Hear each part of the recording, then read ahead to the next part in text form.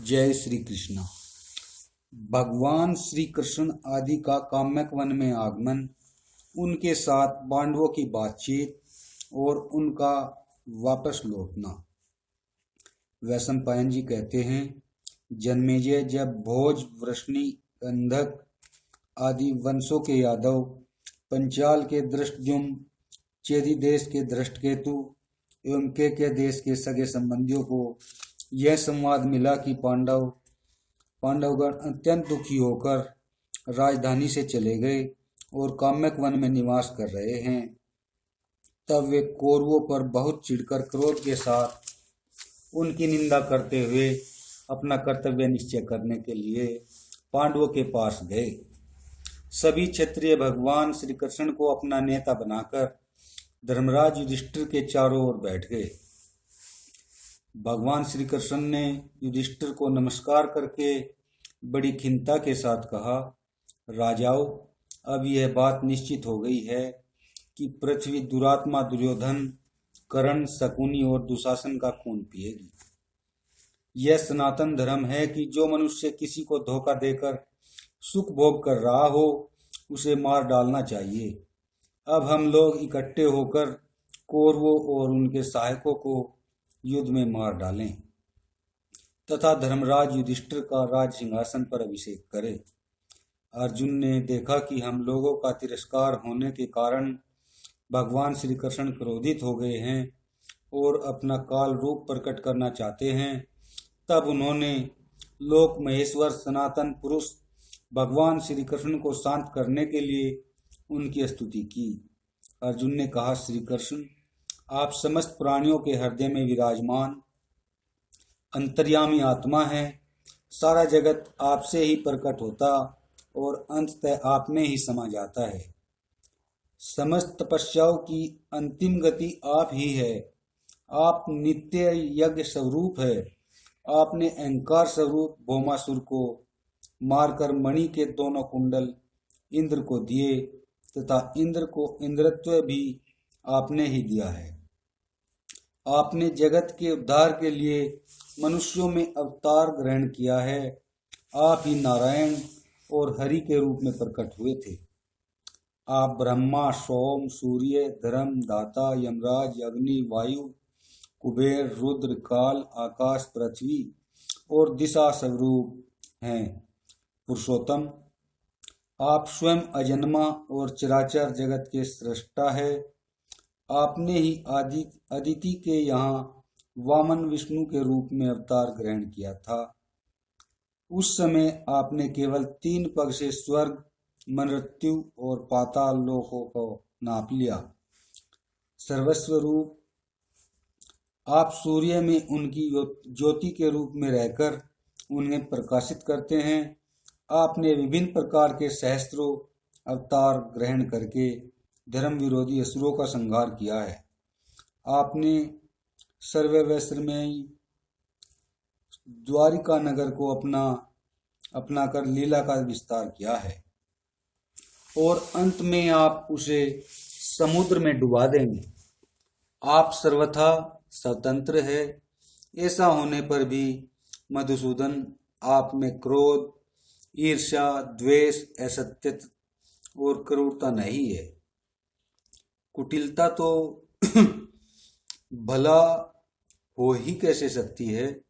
अछूत, जब ऋषि मुनि आपको अपने हृदय मंदिर में विराजमान दिव्य ज्योति के रूप में जानकर आपकी शरण ग्रहण करते और मोक्ष की याचना करते हैं, प्रलय के समय आप स्वतंत्रता से समस्त प्राणियों को अपने स्वरूप में लीन कर लेते और सृष्टि के समय समस्त जगत के रूप में प्रकट हो जाते हैं। ब्रह्मा और शंकर दोनों ही आपसे प्रकट हुए हैं। आपने बाल लीला के समय बलराम के साथ रहकर जो अलौकिक कार्य किए हैं, उन्हें अब तक न तो कोई कर सका और न आगे कर सकेगा। श्री कृष्ण के आत्मा अर्जुन उनकी इस प्रकार स्तुति करके चुप हो गए। तब भगवान श्री कृष्ण ने कहा, अर्जुन, तुम एकमात्र मेरे हो और मैं एकमात्र तुम्हारा हूँ। जो मेरे हैं वे तुम्हारे और जो तुम्हारे हैं वे मेरे। जो तुमसे द्वेष करता है वह मुझसे द्वेष करता है और जो तुम्हारा प्रेमी है वह मेरा प्रेमी है। तुम नर हो, मैं नारायण। हम लोगों ने निश्चित समय पर अवतार ग्रहण किया है। तुम मुझसे अभिन्न हो और मैं तुमसे। हम दोनों में कोई अंतर नहीं है। हम दोनों एक स्वरूप है। जिस समय भगवान श्री कृष्ण अर्जुन से यह बात कह रहे थे, उसी समय पांडवों की राज रानी द्रौपदी शरणागत वत्सल भगवान श्री कृष्ण की शरण ग्रहण करने के लिए उनके कुछ पास आकर कहने लगी। द्रौपदी ने कहा, मधुसूदन, मैंने असित और देवल मुनि के मुंह से सुना है कि सृष्टि के प्रारंभ में आपने अकेले ही बिना किसी की सहायता के समस्त लोकों की सृष्टि की। परशुराम जी ने मुझसे यह बात कही थी कि आप अपराजित विष्णु है। आप यजमान, यज और यजनीय भी है। पुरुषोत्तम, सभी ऋषि आपको क्षमारूप कहते हैं। आप पंचभूत स्वरूप है और इनसे संपन्न होने वाले यज्ञ स्वरूप भी है। ऐसा कश्यप जी ने कहा था। आप समस्त देवताओं के स्वामी, सब प्रकार के कल्याण के संपादक, सृष्टिकर्ता और महेश्वर है। यह बात नारद जी ने कही है। जैसे बालक अपने खिलौनों के साथ स्वतंत्रता से खेलता है, वैसे ही आप ब्रह्मा, शंकर, इंद्र आदि देवताओं से बार बार खेलते रहते हैं। स्वर्ग आपके सिर से, पृथ्वी आपके पैर से और सारे लोक आपके उदर से व्याप्त हैं। आप सनातन पुरुष हैं, वेदाभ्यासी एवं तपस्वी ब्रह्मचारी, अतिथि सेवी, गृहस्थ, सुधांतकरण, वानप्रस्थ और आत्मदर्शी, सन्यासियों के हृदय में सत्य स्वरूप ब्रह्मा के रूप में स्फुरित होने वाले आप ही हैं। आप युद्ध में पीठ न दिखलाने वाले पुण्यात्मा राजर्षियों की एवं समस्त धार्मिकों की परम गति है। आप सबके प्रभु है, विभु है, सर्वात्मा है और आपकी शक्ति से ही सब कर्म करने के में समर्थ हो रहे हैं। लोक, लोकपाल, तारामंडल, दसों दिशाएं, आकाश, चंद्रमा और सूर्य सब आप में ही प्रतिष्ठित हैं। प्राणियों की मृत्यु, देवताओं की अमरता और संसार के समस्त कार्य आप में ही प्रतिष्ठित हैं। आप समस्त प्राणियों के ईश्वर हैं। इसलिए मैं प्रेम से आपके सामने अपना दुख निवेदन करती हूँ। श्री कृष्ण, मैं पांडवों की पत्नी, धृष्टद्युम्न की बहन और आपकी सखी हूँ। मुझ जैसी गौरवशालिनी स्त्री कौरवों की भरी सभा में घसीटी जाए, यह कितने दुख की बात है। कौरवों ने बेईमानी से हमारा राज्य छीन लिया, वीर पांडवों को दास बना लिया और राजाओं से ठसाठस भरी सभा में मुझ एक वस्त्रा रजस्वला स्त्री की चोटी पकड़कर घसीट मंगवाया। मधुसूदन, मैं जानती हूँ कि गांडीव धनुष को अर्जुन, भीमसेन और आपके अतिरिक्त और कोई नहीं चढ़ा सकता। फिर भी भीमसेन और अर्जुन मेरी रक्षा नहीं कर सके। धिक्कार है इनके बल पौरुष को। इनके जीते जी दुर्योधन क्षण भर भी कैसे जीवित है।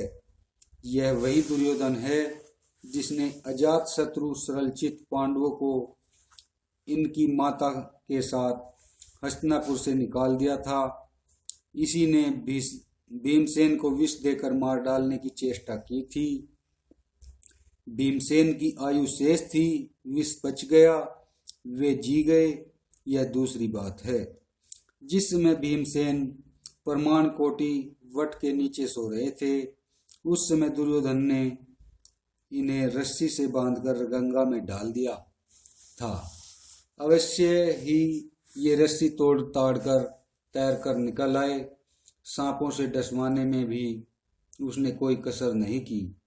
जिस समय हमारी सास अपने 5 पुत्रों के साथ वारणावत नगर में सो रही थी। उसने आग लगाकर उन्हें जला डालने की चेष्टा की। ऐसा नीच कर्म भला और कौन मनुष्य कर सकता है। श्री कृष्ण मुझ सती की चोटी पकड़कर दुशासन ने भरी सभा में घसीटा और ये पांडव टुकुर टुकुर देखते रहे। द्रौपदी की आंखों से आंसू की धारा बह चली। वह अपना मुख ढककर रोने लगी। उसकी सांस लंबी चलने लगी। उसने अपने को कुछ संभाला और गदगद कंठ से क्रोध में भरकर फिर कहने लगी।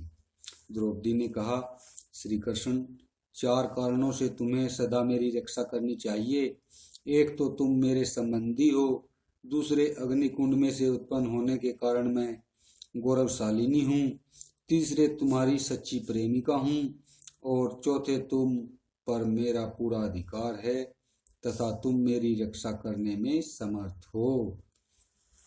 तब श्री कृष्ण ने भरी सभा में वीरों के सामने द्रौपदी को संबोधित करके कहा, कल्याणी, तुम जिन पर क्रोधित हुई हो उनकी स्त्रियां भी इसी तरह रोएंगी। थोड़े ही दिनों में अर्जुन के बाणों से कटकर खून से लथपथ होकर वे जमीन पर सोए जाएंगे। मैं वही काम करूंगा जो पांडवों के अनुकूल होगा। तुम शोक मत करो। मैं तुमसे सत्य प्रतिज्ञा करता हूँ कि तुम राजरानी बनोगी। चाहे आकाश फट जाए, हिमाचल टुकड़े टुकड़े हो जाए, पृथ्वी चूर चूर हो जाए, समुद्र सूख जाए, परंतु द्रौपदी मेरी बात कभी झूठी नहीं हो सकती। द्रौपदी ने श्री कृष्ण की बात सुनकर टेढ़ी नजर से अर्जुन की ओर देखा। अर्जुन ने कहा, प्रिय, तुम रो मत। श्री कृष्ण ने जो कुछ कहा है वैसा ही होगा, उसे कोई टाल नहीं सकता। धृष्टद्युम्न ने कहा, बहन, मैं द्रोण को, शिखंडी भीष्म पितामह को, भीमसेन दुर्योधन को और अर्जुन कर्ण को मार डालेंगे। जब हमें बलराम जी और भगवान श्री कृष्ण की सहायता प्राप्त है तब स्वयं इंद्र भी नहीं जीत सकते। धृतराष्ट्र के लड़कों में तो रखा ही क्या है। अब सबकी दृष्टि भगवान श्री कृष्ण की ओर घूम गई। श्री कृष्ण ने धर्मराज युधिष्ठिर को संबोधित करके कहा, राजन, यदि उस समय मैं द्वारका में होता तो आपको इतना दुख नहीं उठाना पड़ता। यदि कुरुवंशी मुझे जुए में नहीं भी बुलाते तब भी मैं स्वयं वहां आता और बहुत से दोष दिखाकर जुए का अनर्थ रोक देता। मैं भीष्म पितामह, द्रोणाचार्य, कृपाचार्य और ब्राह्मीक को बुलाकर धृतराष्ट्र से कहता, राजन, तुम अपने पुत्रों में जुआ मत कराओ, बस करो। जुए के दोष से राजा नल को कितनी विपत्ति उठानी पड़ी यह मैं उन्हें सुनाता। धर्मराज, उसी जुए के कारण तो आप भी राज्यच्युत हुए हैं। जुए से बिना समय के ही धन संपत्ति का विनाश हो जाता है। बार बार खेलने की ऐसी सनक सवार हो जाती है कि उसकी लड़ी टूटती ही नहीं। स्त्रियों से हेलमेल, जुआ खेलना, शिकार का शौक और शराब पीना, ये चारों बातें प्रत्यक्ष दुख है।